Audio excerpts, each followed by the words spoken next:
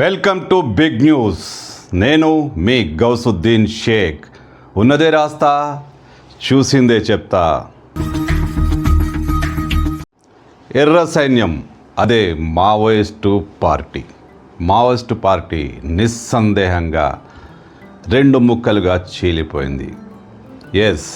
ఒకప్పుడు దేశంలో బాగా ప్రభావితం చూపి భద్రతా బలగాలకు ముప్పు తిప్పలు పెట్టిన మావోయిస్టు పార్టీ రెండు ముక్కలుగా చీలిపోయింది. మల్లోజుల వేణుగోపాల్ అలియాస్ సోను అలియాస్ భూపతి పార్టీని రెండు ముక్కలుగా చీల్చేశాడు.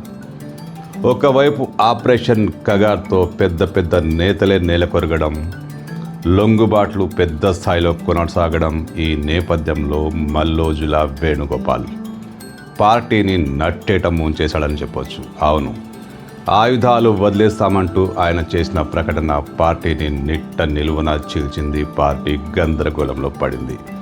అసలు మావోయిస్టు పార్టీలో ఇప్పుడు ఏం జరుగుతుందో అర్థం కాని పరిస్థితి. అవును, మావోయిస్టు పార్టీ రెండు ముక్కలుగా చీలిపోయి గందరగోళంలో పడిపోయింది. మల్లోజుల వేణుగోపాల్ కారణంగానే పార్టీ ఇప్పుడు పూర్తిగా దీనావస్థకు చేరుకుంది. కగార్ ఎంత దెబ్బతీసిందో అంతకంటే దారుణంగా మల్లోజుల వేణుగోపాల్ మావోయిస్టు పార్టీని అతలాకుతలం చేసేశాడు.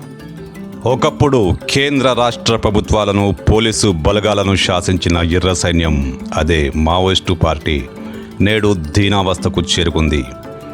ఎవరు నాయకులో, ఎవరు ఎప్పుడు ఎలాంటి ఆదేశాలు జారీ చేస్తారో తెలియని దుర్భర పరిస్థితిలో కొట్టుమిట్టాడుతోంది ఎర్ర సైన్యం.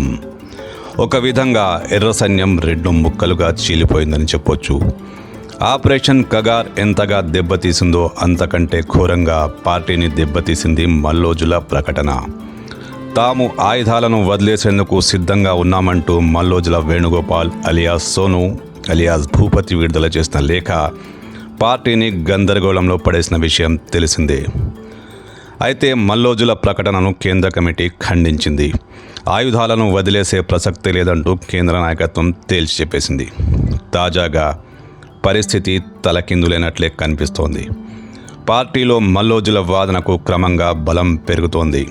మల్లోజుల చెప్పినట్లు ఆయుధాలను వదిలేందుకు సిద్ధంగా ఉన్నామంటూ డివిజన్ కమిటీలు ప్రకటించడం మొదలుపెట్టేశాయి.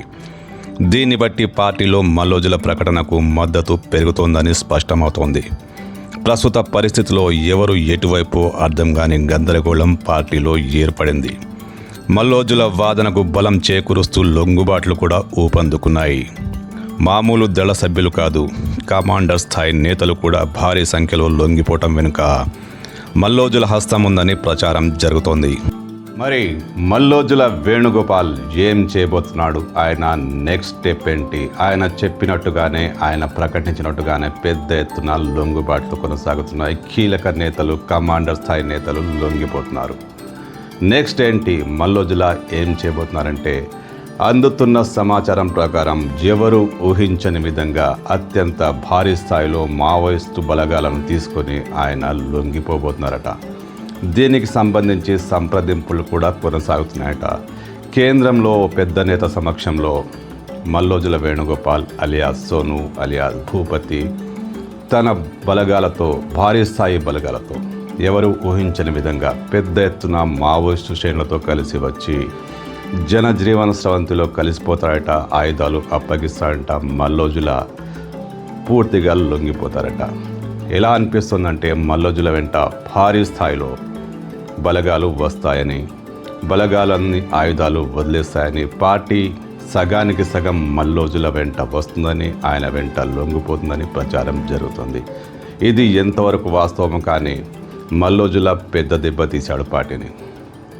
భద్రతా బలగాలతో ఎన్కౌంటర్లు, పెద్ద ఎత్తున మావోయిస్టు అగ్రనేతలు హతం కావడం, ఈ పరిణామాల నేపథ్యంలో ఆయుధాలను వదిలేయడమే బెటర్ అంటూ మల్లోజుల చేసిన ప్రతిపాదన ఆ పార్టీలో నిస్సందేహంగా కీలకమైన కదలికను తీసుకొచ్చింది. ఎవరికైనా ప్రాణాలు ముఖ్యమే. ఆ ప్రాణాలు కాపాడుకునేందుకే పెద్ద ఎత్తున ఎర్ర సైన్యం మల్లోజుల వెంట నడిచే అవకాశాలు కనిపిస్తున్నాయి. అసలు కేంద్ర కమిటీ ఇప్పుడు ఏం చేయబోతుంది? కేంద్ర కమిటీ ఉందా లేదా?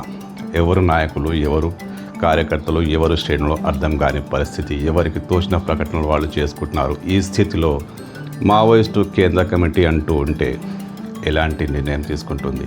నిజంగానే కేంద్రం ప్రకటించినట్లుగా గడువులోగా మావోయిస్టు పార్టీ పూర్తిగా తుడిచిపెట్టుకుపోతుందా? ఎవరైనా అగ్రనేతలు సురక్షిత ప్రాంతాలకు తరలిపోతారా? ఇప్పుడు మావోయిస్టు పార్టీ ఒక చర్చనీయాంశంగా మారింది. మల్లోజుల కారణంగా మావోయిస్టు పార్టీ ముక్కలుగా చీలిపోయింది.